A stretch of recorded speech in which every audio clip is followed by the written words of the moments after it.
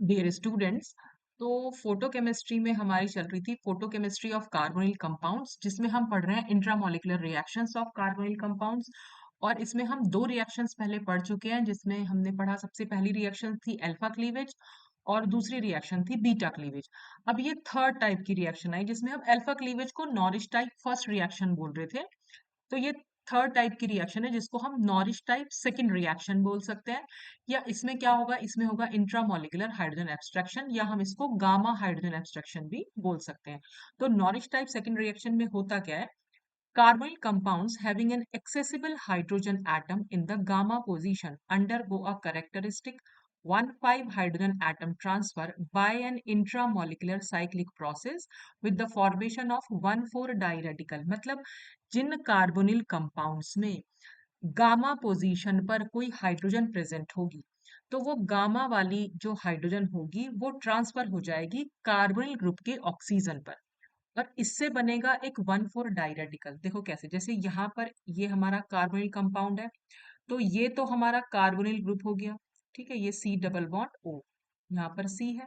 ये alpha carbon हुआ, ये बीटा कार्बन हुआ, और ये गामा कार्बन। और गामा कार्बन से एक हाइड्रोजन हमने दिखा रखा है, तो ये गामा हाइड्रोजन हो गया। ठीक, ये कह रहे हैं कि यहाँ से इस गामा कार्बन से ये हाइड्रोजन हटेगा और इस ऑक्सीजन पर जाएगा। तो देखो नंबर अगर मैं दूं इसको, अगर मैं ऑक्सीजन को नंबर 1 दूं, ये नंबर 2 हो गया, यहाँ नंबर 3, ये नंबर 4 और ये नंबर 5। तो 5 नंबर वाला हाइड्रोजन जो है वो यहाँ से टूटेगा और इस 1 नंबर वाले ऑक्सीजन से जुड़ जाएगा, इसलिए हम इसको 1,5 हाइड्रोजन एटम ट्रांसफर बोल रहे हैं। और इंट्रामॉलिक्यूलर हो रहा है क्योंकि एक ही मॉलिक्यूल में हो रहा है। और एक साइक्लिक प्रोसेस के मतलब इसमें ट्रांजिशन स्टेट बनती है, जो साइक्लिक ट्रांजिशन स्टेट होती है। तो वो कैसे बनेगी? देखो इसमें क्या है, हमने क्या करा, लाइट की प्रेजेंस में ये कार्बोनिल कंपाउंड को इरेडिएट कराया।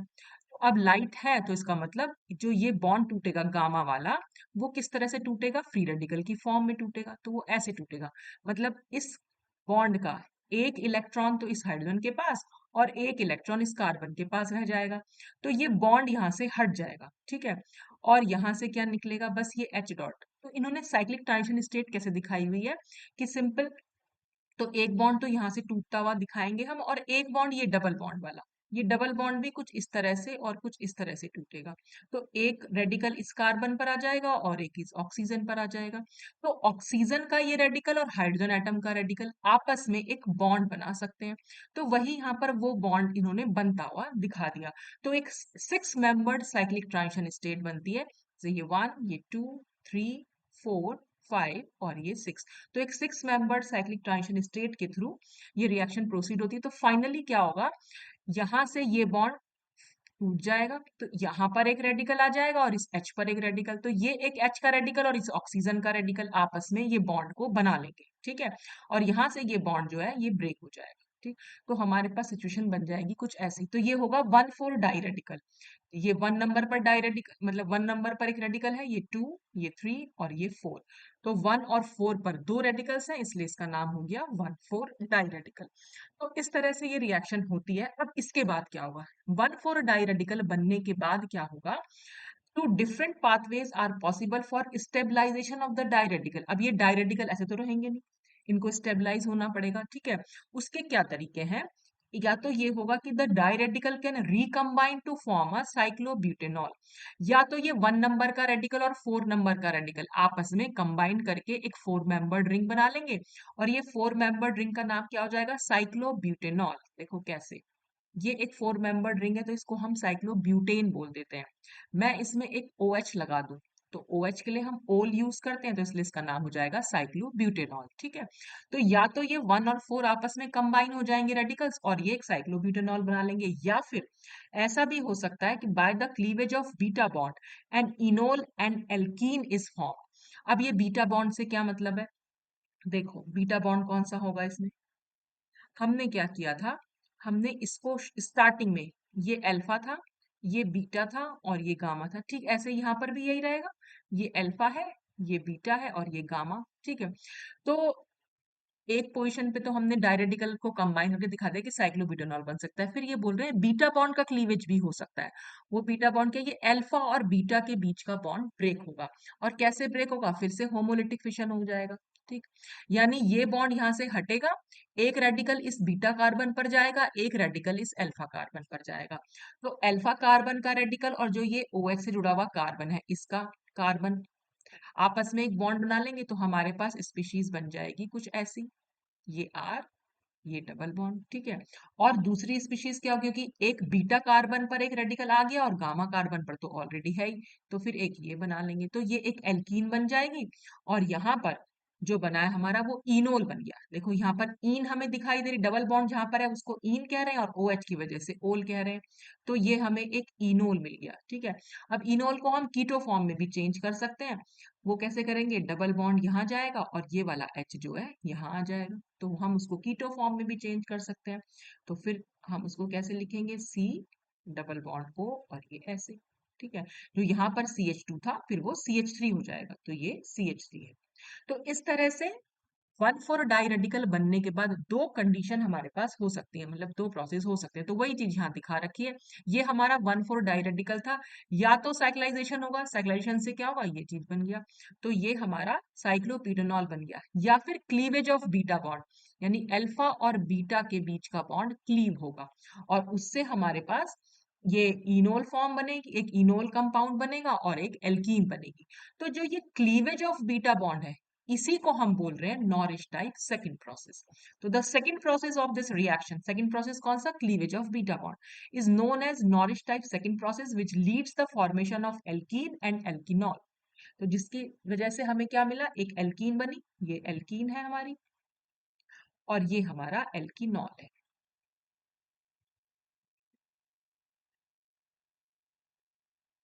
अबे आह, ये क्या कर दिया है मैंने, कुछ गड़बड़ कर दी है। क्या बनाया है मैंने भी, ये तो ये कंपाउंड बनेगा, ये गलती से बेटा वो बना दिया है यहाँ पर। इस एल्कीनॉल को हम ऐसे लिखेंगे, ये R है, देखो ये R, ये OH, ठीक, और यहाँ है डबल बॉन्ड, अब इसका नाम एल्कीनॉल होगा। ये यहाँ से इसको काट के ये बनाना बेटा, ठीक है, वो तो एसिड बन गया, तो ये एल्कीनॉल ये बना लेना बेटा वहां पर एल्कीनॉल की जगह पर, ठीक है। तो ये चीज यहाँ एल्कीनॉल बन जाएगा, या फिर हम इसकी कीटोनिक फॉर्म बना सकते हैं, तो वो भी अभी आ जाएगा तो समझ लेंगे आप। तो इस तरह से जो जो क्लीवेज ऑफ बीटा बॉन्ड है उसको हम कह रहे हैं कि नॉरिश टाइप सेकंड, यानी कि अल्फा बीटा के बीच का बॉन्ड जब क्लीव होगा तो वो कहलाता है नॉरिश टाइप सेकंड प्रोसेस, ठीक। तो अब ये जो नॉरिश टाइप सेकंड प्रोसेस होगा इसके लिए क्या कंडीशन हुई, इसके लिए कंडीशन ये हुई कि भाई हमारी जो कार्बोनिल कंपाउंड है उसकी गामा पोजीशन पर एक हाइड्रोजन प्रेजेंट होना चाहिए, तभी नॉरिश टाइप सेकंड प्रोसेस होगा। अगर गामा पोजीशन पर कोई हाइड्रोजन नहीं है तो कोई नॉरिश टाइप सेकंड नहीं होगा, ठीक है। वहां पर तो फिर वो नॉरिश टाइप सेकंड या बीटा क्लेवेज जो भी इसके लिए कंडीशंस दे रखी हैं वो सब होंगी, लेकिन नॉरिश टाइप सेकंड के लिए ये कंडीशन है कि गामा पोजीशन पर एक हाइड्रोजन होना चाहिए, ठीक है। अब the gamma hydrogen transfer to the oxygen atom has been shown to be intramolecular। अब हम यहाँ पर ये शो करेंगे कि ये जो हाइड्रोजन है गामा पोजीशन वाला, ये जो इस ऑक्सीजन पर जा रहा है ये इंट्रामोलिकुलर प्रोसेस है। इंट्रामोलिकुलर मतलब सेम मॉलिक्यूल में हो रहा है, इसी कंपाउंड का हाइड्रोजन इसी कंपाउंड की ऑक्सीजन पर जाएगा, ठीक है। तो ये सब जो हमने रिएक्शन करवाई है, तो हमने दो डिफरेंट कार्बोनिल कंपाउंड लिए, दो डिफरेंट कार्बोनिल कंपाउंड में हमने क्या किया, सिंपल कार्बोनिल कंपाउंड यहाँ पर तो देखो CH3 है, इसमें यहाँ पर PH ले लिया, ठीक, फिनाइल रिंग ले रही, ये बाकी सब कुछ सेम है, लेकिन दो हाइड्रोजन की जगह यहाँ पर दो हाइड्रोजन दिखा रखे हैं ना, गामा हाइड्रोजन, यहाँ पर हमने उसकी जगह ड्यूटेरियम ले लिया, ठीक। तो क्या है, अब हम ये दिखा रहे हैं कि ये इंट्रामोलिकुलर है, यानी ये वाला जो कार्बोनिल कंपाउंड है उससे हमें क्या प्रोडक्ट मिलेगा पहले हम वो देखते हैं। तो हम तो अपना वही करेंगे, अल्फा बीटा गामा, हम यहाँ पर गामा हाइड्रोजन का ट्रांसफर दिखा रहे हैं कि वो इंट्रामोलिकुलर हो रहा है कि नहीं, ठीक है। तो भाई हम क्या दिखा रहे थे कि ये 1 नंबर ऑक्सीजन है, ये 2, ये 3, या 4, ये 5 और ये 6, तो जो ये 6 नंबर वाली हाइड्रोजन है वो 1 नंबर वाले ऑक्सीजन से जाकर जुड़ेगी, यानी 5 नंबर कार्बन से ये हटेगी, ठीक। और डबल बॉन्ड जो है C डबल बॉन्ड O जो है वो C सिंगल बॉन्ड O रह जाएगा। तो देखो इससे क्या हमारे पास मिलेगा, हमें मिलेगा यहाँ पर PH, ये ऑक्सीजन, यहाँ से मैं इस H को जोड़ दे रही हूँ, ठीक है। यहाँ पर एक रेडिकल रह जाएगा, फिर ये ऐसे जाएगा, यहाँ जाएगा, यहाँ पर एक डॉट मिलेगा, यहाँ पर CH3 और एक H, क्योंकि यहाँ पर दो H थे, हमने एक H को एज इट इज रखा, तो 1,4 डाई रेडिकल बन गया। ठीक है, तो अब इससे क्या क्या चीजें हमारे पास मिल सकती थी हमें, तो या तो साइक्लाइजेशन हो जाता, और अगर साइक्लाइजेशन हम नहीं दिखा रहे थे कि यहाँ पर जो दिखा रखा है, यहाँ पर बीटा क्लीवेज दिखा रखी है, यानी यहाँ पर नॉरिश टाइप सेकेंड रिएक्शन दिखा रखी है, तो उससे क्या हो रहा है, उससे ये हो रहा है कि ये अल्फा है और ये बीटा है, ये बॉन्ड यहाँ क्लीव कर रहा है, और जब ये बॉन्ड क्लीव कर रहा है तो यहाँ पर एक रेडिकल आ रहा है, इनके बीच में एक बॉन्ड बन रहा है। ठीक है, और यहाँ एक रेडिकल आ रहा है, इनके बीच में एक बॉन्ड बन रहा है। ठीक, तो हमारा कंपाउंड क्या होना चाहिए, एक तो पीएच हो जहां पर, फिर एक कार्बन हो, कार्बन से एक OH हो, और इस कार्बन से डबल बॉन्ड हो, जैसे कि हमें यहाँ पर दिखाई दे रहा है ये वाला कंपाउंड। मेरा CH2 मिट गया वहां से। देखो, ये कंपाउंड जो मिला वो हमें किससे मिला, इस वाले कंपाउंड से मिला। ठीक है, एक कंपाउंड तो वो मिल गया, हमने यहाँ पर ये क्लीवेज कराई, यहाँ पर एक रेडिकल आया, यहाँ पर एक रेडिकल ऑलरेडी था, ये दोनों आपस में मिले, ये बॉन्ड तो पहले ही क्लीव हो गया था, यहाँ पर OH हो गया था, एक रेडिकल यहाँ था और एक रेडिकल यहाँ था, ये दोनों मिले आपस में, तो एक कंपाउंड ये बना। अब ये कंपाउंड क्या है, ये कंपाउंड भी यहाँ दिखा रखा है, देखो ये CH2 है, CH2 से डबल बॉन्ड C है, डबल बॉन्ड C से एक H और एक CH3, एक H क्योंकि यहाँ से ट्रांसफर हो गया है यहाँ पर, तो यहाँ पर जो ये कंपाउंड है, इतना वाला पोर्शन, वो हमने यहाँ बना रखा है। ठीक है, और जो इससे मिला ये वाला पोर्शन, वो हमने ये बना रखा है। ठीक, तो सेमी मॉलिक्यूल में हुई, दूसरे मॉलिक्यूल में तो कुछ नहीं हुआ। ठीक, अब इस वाले में क्या रिएक्शन हुई होगी, इसमें भी ये होगा, ये बॉन्ड यहाँ से टूटा, ये वाला डी को हमने यहाँ ट्रांसफर किया, ये बॉन्ड को तोड़ा, यहाँ पर एक रेडिकल आया, यहाँ पर एक रेडिकल आया, ये दोनों के बीच में बॉन्ड बना, यहाँ एक रेडिकल आया, ये एक रेडिकल आया, इनके बीच में एक बॉन्ड बना, तो हमारा एक कंपाउंड क्या होना चाहिए, यहाँ पर क्या है, ये CH3 तो है, CH3 C से OH जुड़ा हुआ, OH नहीं सॉरी D है ना, क्योंकि ये तो ड्यूटीरियम है, तो CH3 से एक, ये CH3 है, CH3 से एक कार्बन, कार्बन से एक OD जुड़ा हुआ है, और ये डबल बॉन्ड, डबल बॉन्ड के आगे यहाँ पर क्या ग्रुप है, CH2 ग्रुप है, तो वो CH2 हमने यहाँ दिखा दिया, और जो ये वाला पोर्शन है, एक CH3 है, CH3 से एक कार्बन जुड़ा हुआ है, देखो ये CH3 है, CH3 से एक कार्बन, कार्बन से एक ड्यूटीरियम, ड्यूटीरियम से नीचे डबल बॉन्ड बना रखा है, तो ये डबल बॉन्ड बन गया। हमने क्या देखा, और फिर देखो इस वाले कंपाउंड को हम और कैसे लिख सकते हैं, हमने क्या करा है इसमें, सिंपल, ये बॉन्ड यहाँ शिफ्ट हुआ है और ये डी जो है यहाँ आ गया है, जैसे कि हम एल्किनॉल यानी इनोल फॉर्म को कीटो में चेंज करते हैं ना, बिल्कुल वही कर रखा है यहाँ पर। ठीक है, तो ऐसे ही आप इसको भी चेंज करके दिखा सकते हो। तो यहाँ पर हमने क्या प्रूव किया बेटा, इस रिएक्शन से हमने दो डिफरेंट मॉलिक्यूल लिए, लेकिन उन दोनों डिफरेंट मॉलिक्यूल ने आपस में कोई रिएक्शन नहीं करी, उन्होंने अपने अपने प्रोडक्ट दिए। देखो अगर वो आपस में रिएक्शन करते तो क्या होता, ये वाला डी जो है इस वाले ऑक्सीजन से जुड़ता, और ये वाला जो हाइड्रोजन है वो इस वाले ऑक्सीजन से जुड़ता, लेकिन हमें ऐसा तो कोई कंपाउंड नहीं मिला जिसमें पीएच के साथ यहाँ ओडी लिखा हो, तो इसमें तो पीएच के साथ OH ही लिखा हुआ है, या हमें ऐसा तो कोई कंपाउंड नहीं मिला जहां पर ये CH3 और COH हो, लेकिन यहाँ पर तो CH3 COD है, तो ये एक दूसरे के पास गए ही नहीं, तो इसका मतलब ये रिएक्शन इंटरमॉलिक्यूलर नहीं है, इंटरमॉलिक्यूलर मतलब दो डिफरेंट मॉलिक्यूल्स के बीच में, ये इंट्रामॉलिक्यूलर है, यानी सेम मॉलिक्यूल्स के बीच में, तो सेम मॉलिक्यूल्स में ये रिएक्शन हुई है, तो यहां से हम ये प्रूव कर रहे हैं, इन कंपाउंड्स का फॉर्मेशन ये बता रहा है, formation of these products confirms that the transfer of hydrogen takes place from gamma carbon and process is intramolecular. तो यहाँ पर ट्रांसफर ऑफ हाइड्रोजन कहाँ से हो रहा है, गामा कार्बन से हो रहा है, भाई ये अल्फा था, ये बीटा था और ये गामा था, गामा का ही हाइड्रोजन जो है इस ऑक्सीजन पर गया, और गामा का ही ड्यूटीरियम जो है इस वाले ऑक्सीजन पर गया, तो ये इंट्रामॉलिक्यूलर रिएक्शन हुई। ठीक, तो when a molecule has two gamma carbon, कई बार ऐसा भी होगा कि भाई कंपाउंड के पास दो गामा कार्बन है, यानी कि हमारे पास दो गामा हाइड्रोजन है, तो हम किस का करवाएं ट्रांसफर, यानी अगर वो नॉरिश टाइप सेकंड प्रोसेस वहां पर हो रहा है, तो हम किस हाइड्रोजन का ट्रांसफर करवाएं, तो हमें कैसे तो यहाँ लिखा हुआ है कि हम उस का ट्रांसफर करवाएंगे कि cleavage of the weaker carbon hydrogen bond, यहाँ पर क्या होगा कि जिस भी कार्बन का हाइड्रोजन के साथ बॉन्ड वीक बनेगा, ये तो खैर बुकिश लैंग्वेज हो गई, आप सबसे इजी चीज देखिए क्या करना है। देखो ये तो हो गया सी डबल बॉन्ड, ये अल्फा कार्बन, ये बीटा कार्बन, ये गामा कार्बन यहाँ भी है और गामा कार्बन यहाँ भी है। ठीक है, बीटा से नेक्स्ट कार्बन जो भी होगी वो गामा कार्बन होगी।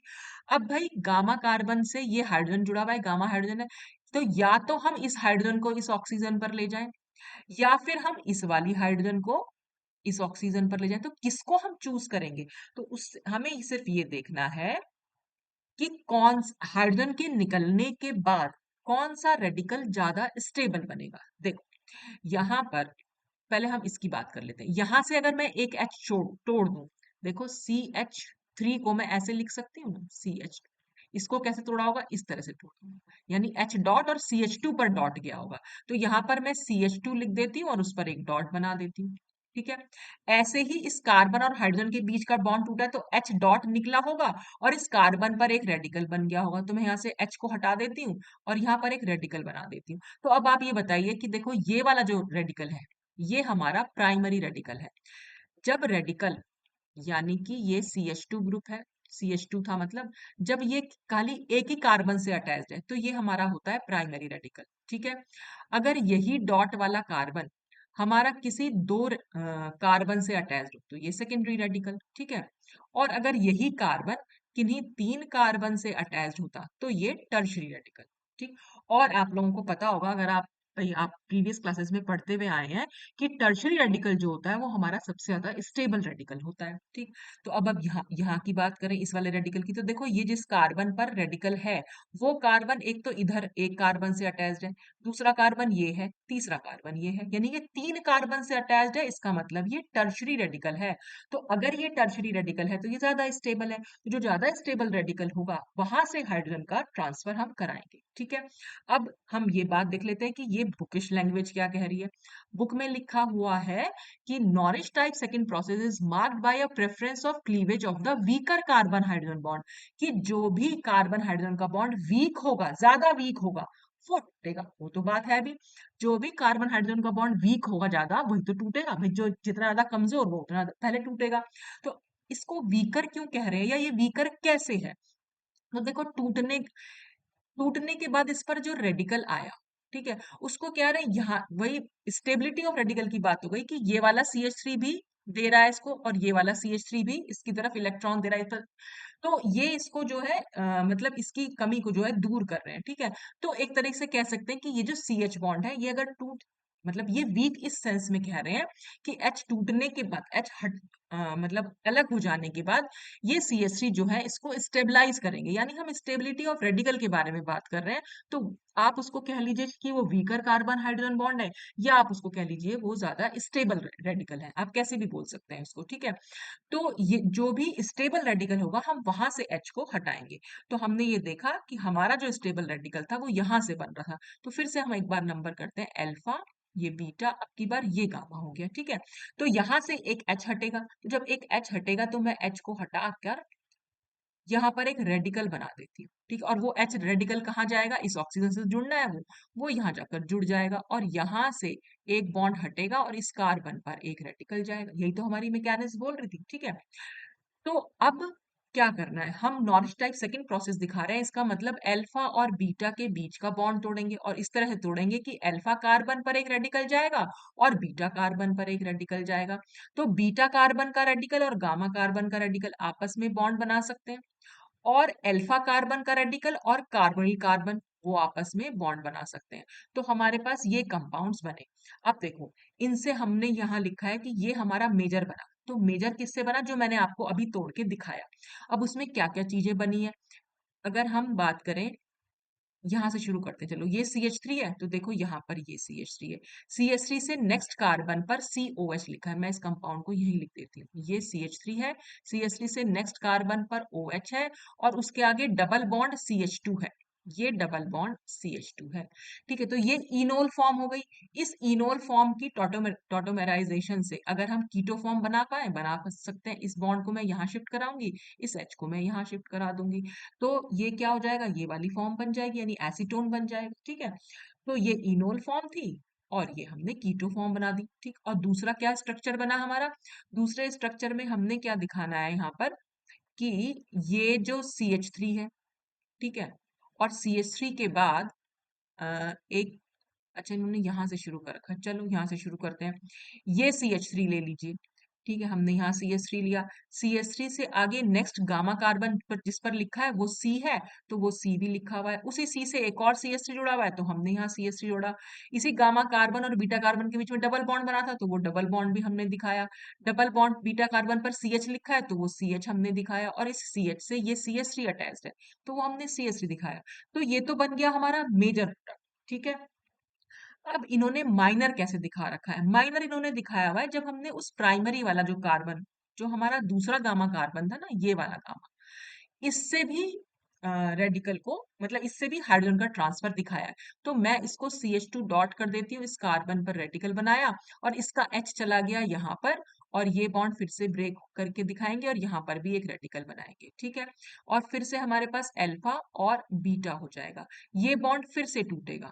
अब यहाँ पर एक रेडिकल आएगा और फिर से एक रेडिकल आएगा। ठीक, तो देखो यहाँ पर जो ये वाला स्ट्रक्चर बनेगा, ये वाला, ये तो सेम ही बनेगा। ठीक है, उसमें तो कहीं कोई चेंज नहीं आया, वो तो फिर से हम एसीटोन लिख सकते हैं। और दूसरा जो स्ट्रक्चर बना इसमें, वो हमारा इसके और इसके बीच में बॉन्ड बन गया, यानी कि CH2 से हम स्टार्ट करेंगे। CH2 के बाद डबल बॉन्ड आएगा, वो डबल बॉन्ड हमने दिखा रखा है, फिर CH दिखाया हुआ है, तो वो CH है, और CH से ये हमारा एक आइसोप्रोपाइल ग्रुप जुड़ा हुआ है, तो वही हमने यहाँ पर आइसोप्रोपाइल ग्रुप जोड़ के दिखा दिया। तो ये एक माइनर प्रोडक्ट इसमें मिला। तो मेनली तो हमें मेजर प्रोडक्ट ही दिखाना होता है। तो हमारा मतलब, हम ये कुल कहने का ये मतलब था, दिखाने का, कि रिएक्शन दोनों जगह पे शो कर रखी है, लेकिन हमारा मेजर प्रोडक्ट हमेशा वहीं से बनेगा जहां से हमें स्टेबल रेडिकल बन रहा होगा। मतलब नॉरिश टाइप सेकेंड रिएक्शन में अगर आपके पास 2 या 3 या 4 गामा हाइड्रोजन है, तो आपको सिर्फ ये देखना है कि कहाँ कौन सा वाला H निकाल कर आपको स्टेबल रेडिकल मिल रहा होगा, तो वो हाइड्रोजन आप रिप्लेस करा देंगे, और उससे हमें मेजर प्रोडक्ट मिलेगा। ठीक, the rate of radical recombination to give cyclobutanols compared with beta bond cleavage is often dependent on alpha substitution. अब कैसे हमें पता चलेगा कि कब हमें अल्फा सब्स्टिट्यूशन करा, मतलब कब हमें साइक्लाइजेशन कराना है और कब हमें नॉरिश टाइप सेकंड रिएक्शन करानी? क्योंकि हमने शुरू स्टार्टिंग में जब हम मैकेनिज्म बताई, तो हमने ये बोला कि साइक्लाइजेशन भी पॉसिबल है और क्लीवेज ऑफ बीटा बॉन्ड भी पॉसिबल है, और क्लीवेज ऑफ बीटा बॉन्ड को ही हम नॉरिश टाइप सेकंड बोल रहे थे। तो हमें कैसे मालूम पड़ेगा कि कब साइक्लाइजेशन होगा और कब नॉरिश टाइप सेकंड होगी? होती तो दोनों ही है, लेकिन एक मेजर बनाएगी और एक माइनर बनाएगी। ठीक है, तो कब वो मेजर और माइनर किस तरह से हम डिसाइड करेंगे, वो चीज इसमें लिखी हुई है। तो इनका ये कहने का मतलब है कि देखो, एक रिएक्शन हमारी ये थी, यहां से हमने क्या कराया इसमें, इसको लाइट दी गई। लाइट देने पर, या नीचे से भी देख लो चाहे ऊपर वाला, कोई भी रिएक्शन पहले देख लेते हैं। तो ये हमारा अल्फा कार्बन था, ये हमारा बीटा कार्बन था, और ये हमारा गामा कार्बन था। ठीक, तो अगर हमें साइक्लाइजेशन दिखाना है, हमें सबसे पहले तो ट्रांसफर कराना है। ठीक है, तो ये गामा कार्बन से हम ट्रांसफर कराएंगे H2 का, मतलब हाइड्रोजन का। तो ये तो हो गया CH2, यहाँ पर आएगा एक डॉट। ठीक, और वो H यहाँ जाकर जुड़ जाएगा और इस कार्बन पर आएगा एक डॉट, और यहां से हम इस डबल बॉन्ड को हटा देंगे, वो तो टूटेगा क्योंकि। ठीक है, और फिर हमें क्या करना है, तो एक यहाँ पर ये तो हमने करा रखा है बीटा क्लीवेज, जो हमने ऊपर लिखा हुआ है ना, ये ऊपर दो प्रोडक्ट जो बन रहे हैं उससे हमें एल्कीन और एल्किनॉल मिलता है। तो वो कैसे मिला वो देख लेते हैं अभी। तो हमने क्या कराया, इसमें अल्फा बीटा का बॉन्ड ब्रेक कराया। तो जब अल्फा बीटा का बॉन्ड ब्रेक कराएंगे, तो बीटा पर भी एक रेडिकल जाएगा और अल्फा कार्बन पर भी एक रेडिकल जाएगा। इसको मैं रेडिकल बना देती हूँ। तो ये दोनों रेडिकल आपस में बॉन्ड बना लेंगे, तो क्या कंपाउंड बनेगा, CH2 डबल बॉन्ड CH2, तो वही हमने यहाँ बना दिया। और ये दोनों भी आपस में रिएक्ट करें, मतलब दोनों आपस में बॉन्ड बनाएंगे। जब ये दोनों आपस में बॉन्ड बनाएंगे, तो हमारे पास क्या कंपाउंड आएगा, PH, उस C से OH जुड़ा हुआ है, फिर डबल बॉन्ड, और इस C से R1 और R2 जुड़ा हुआ है। अरे बाप रे, ठीक है, R2 जुड़ा हुआ है। अब ये तो फिर से इनोल फॉर्म बन गई। अगर हमें कीटो फॉर्म में इसको चेंज करना है, तो हमें क्या करना पड़ेगा, ये बॉन्ड हम यहाँ शिफ्ट कराएंगे, इस H को हम यहाँ शिफ्ट करा देंगे। तो देखो ये जो कंपाउंड, ये अब उसके बाद ये वाली फॉर्म बन जाएगी, इससे हमने ये फॉर्म बना ली। ठीक है, तो कीटोन भी बन गया हमारा, और फिर एक एल्कीन बन गई हमारी। ये तो हो गया बीटा क्लीवेज, यानी nourish type second reaction. Possibility तो ये भी है कि साइक्लाइजेशन भी दिखाना है हमें, हम दोनों चीजें दिखा रहे हैं ना। तो यहाँ पर तो हमारा एक रेडिकल था, यहाँ पर हमारा OH था, ये बॉन्ड था नहीं, यहाँ पर भी एक रेडिकल था, नहीं यहाँ पर एक रेडिकल था, सॉरी, ठीक है, ये कोई रेडिकल नहीं था, ये तो अल्फा कार्बन था, ये बीटा कार्बन था और ये गामा था। अब हमें सिर्फ साइक्लाइजेशन दिखाना है। और किस किस के बीच में, देखो ये 1 नंबर, ये 2 नंबर, यहाँ 3 नंबर और ये 4 नंबर। तो 1 और 4 के बीच में हमने साइक्लाइजेशन दिखाना है। तो 1 नंबर पर क्या जुड़ा हुआ है, OH और pH, तो मैं इसको 1 नंबर लिख देती हूँ। 2 नंबर पर क्या है, R1 और R2, तो ये 2 नंबर हो गया। 3 नंबर पर एक CH2 है और 4 नंबर पर CH2 है। तो बस ये आपस में जुड़ जाएंगे। तो यहाँ पर एक रेडिकल था, इस पर एक रेडिकल था, और हमारा CH2 पर यानी 4 नंबर पर है, यहाँ पर एक रेडिकल था। इन दोनों ने आपस में बॉन्ड बना लिया। तो हमने दिखाया साइक्लाइजेशन भी और यहाँ भी। लेकिन अब कैसे पता चलेगा कि कब हम साइक्लाइजेशन कराएं और कब हम बीटा क्लीवेज? तो यहाँ लिखा है, देखो जो ये R1 और R2 लिखे हैं ना, अगर ये R1 और R2 होंगे H, यानी इस R1 की जगह मैं H लिख दूं और इसकी जगह मैं H लिख दूं, तब 10% साइक्लाइजेशन हो रहा है। 10% साइक्लाइजेशन का मतलब 90% हमारा नॉरिश टाइप सेकंड हो रहा है। तो इसका मतलब अगर R1 R2 की जगह H हुआ, हाइड्रोजन हुआ, तो हम नॉरिश टाइप सेकंड कराएंगे। तो आपको अल्फा कार्बन का सब्स्टिट्यूशन पर ध्यान देना है, ठीक है। फिर अगर R1H है और R2CH3 है, अब 29% साइक्लाइजेशन हुआ, तो बाकी का जो बचा वो नॉरिश टाइप सेकंड हुआ, यानी यहाँ पर भी मेजर प्रोडक्ट हमारा नॉरिश टाइप सेकंड होगा। अगर R1CH3 और R2CH3, अगर दोनों ही ग्रुप CH3 हुए, तब हमारा 89% यानी लगभग 90% आप समझ लीजिए जो है साइक्लाइजेशन होगा। यानी यहाँ पर सिर्फ 10% हमारा नॉरिश टाइप सेकंड हुआ। तो इसका मतलब आपको सिर्फ इतना ध्यान रखना है, अगर अल्फा कार्बन पर सब्स्टिट्यूशन है, सब्स्टिट्यूशन मतलब कोई भी H प्रेजेंट नहीं है, दोनों ही ग्रुप मिथाइल है या एल्काइल है, कोई भी एल्काइल ग्रुप है, कोई भी सब्स्टिट्यूशन अगर हो रखा है, तो सब्स्टिट्यूशन अगर हो रखा है तो हमें सिर्फ साइक्लाइजेशन ही कराना है। ये चीज ध्यान रखिएगा। सिर्फ नहीं, मतलब मैक्सिमम मेजर प्रोडक्ट हमारा साइक्लाइजेशन से बनेगा, माइनर प्रोडक्ट हमारा नॉरिश टाइप सेकंड से बनेगा। होती दोनों है, एक से मेजर बनता है, एक से माइनर बनता है। तो अल्फा कार्बन पर सब्स्टिट्यूशन यानी कोई H प्रेजेंट नहीं होना चाहिए साइक्लाइजेशन के लिए। तो यही चीज यहाँ लिखी हुई, the substitution at alpha position favours cyclization reaction. तो अगर अल्फा पोजीशन पर सब्स्टिट्यूशन हुआ, तो इसका मतलब साइक्लाइजेशन रिएक्शन करानी है, ठीक।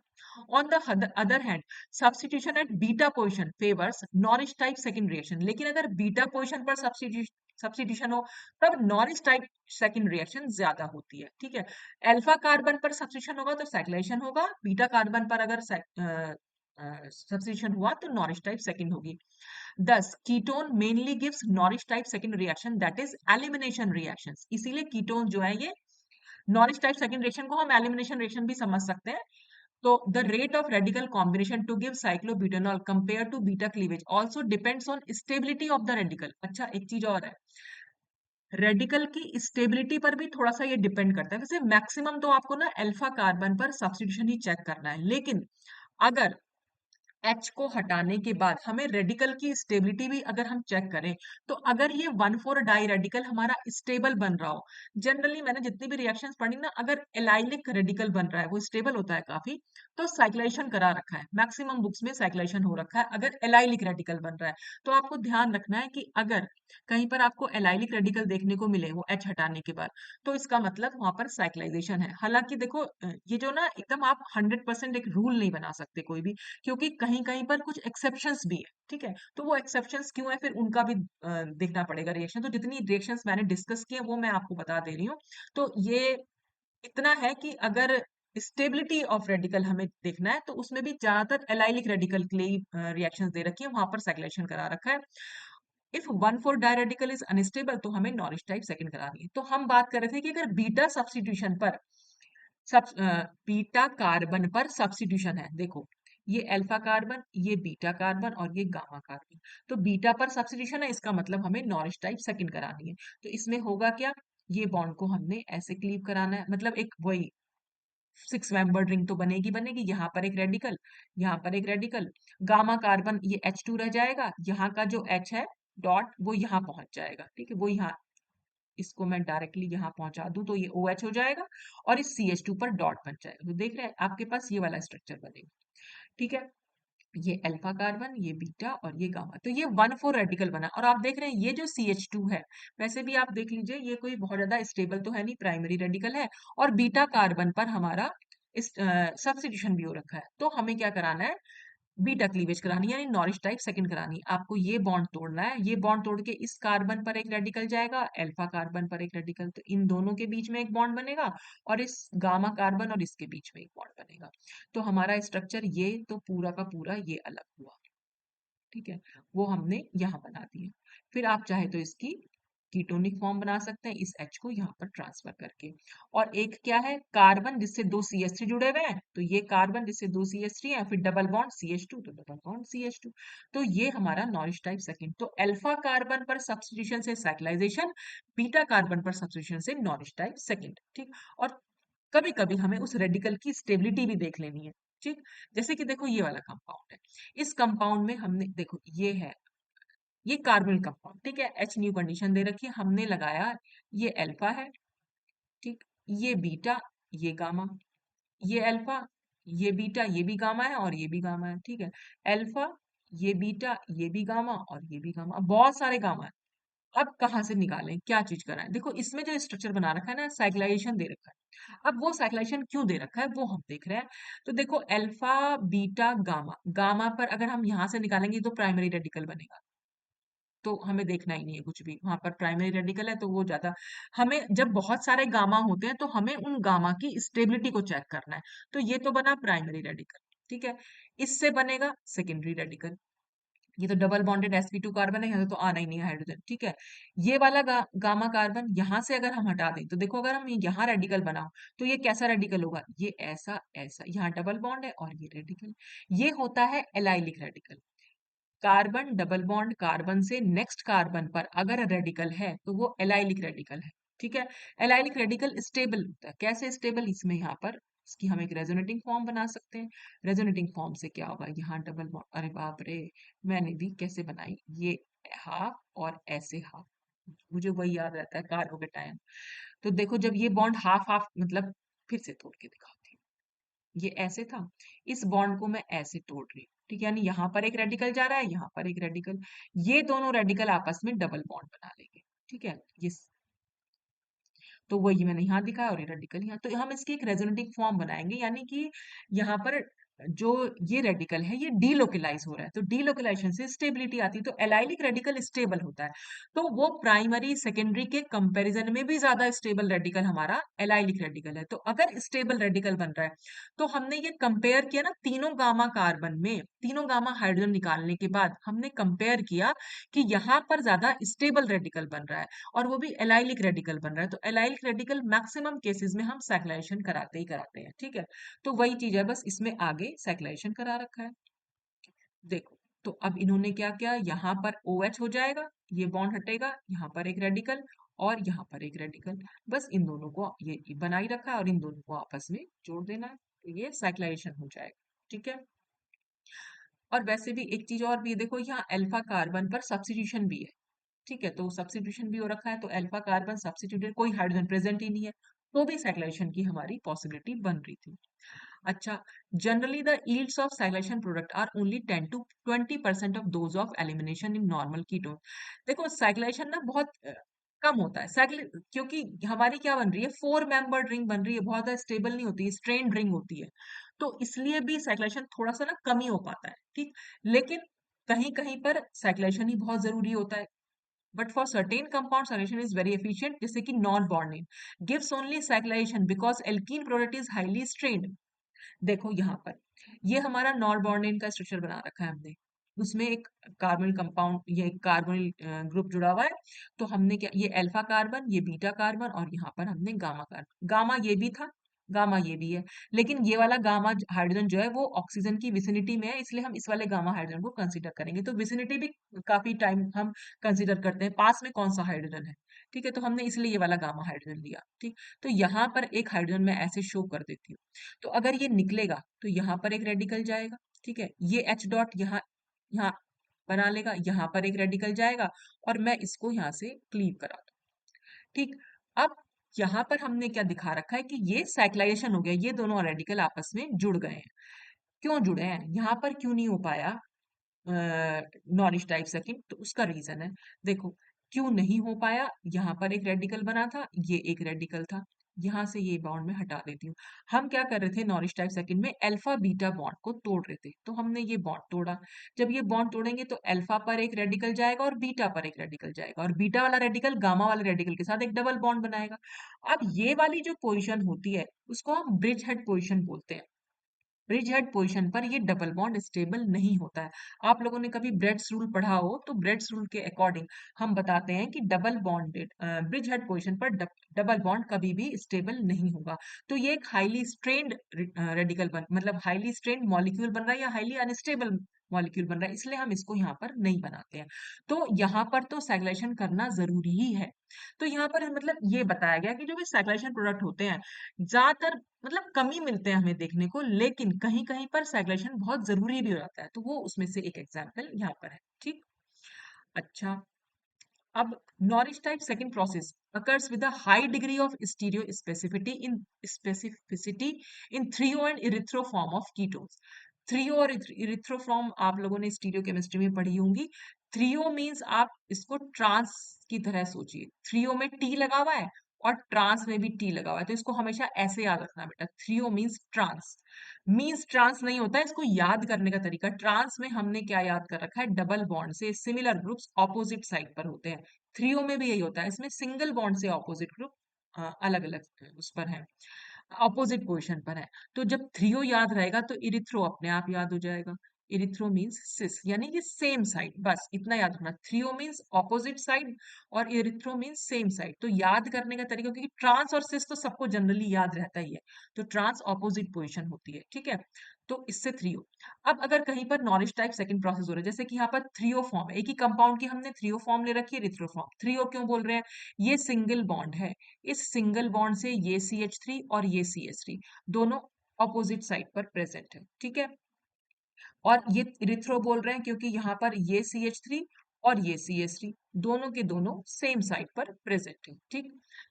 तो थ्रियो फॉर्म्स क्या होती है, ये गिव्स ट्रांसपोर्ट। अब ये बताना चाह रहा है कि जब nourish type second process in threo और इरिथ्रो फॉर्म में होता है तो विद स्टीरियो स्पेसिफिसिटी होता है, यानी ये स्टीरियो स्पेसिफिक रिएक्शन है। स्टीरियो स्पेसिफिक रिएक्शन का मतलब होता है कि जो थ्रियो फॉर्म ने जो ये प्रोडक्ट बनाया ट्रांस, ये थ्रियो फॉर्म हमेशा ही ट्रांस बनाएगी।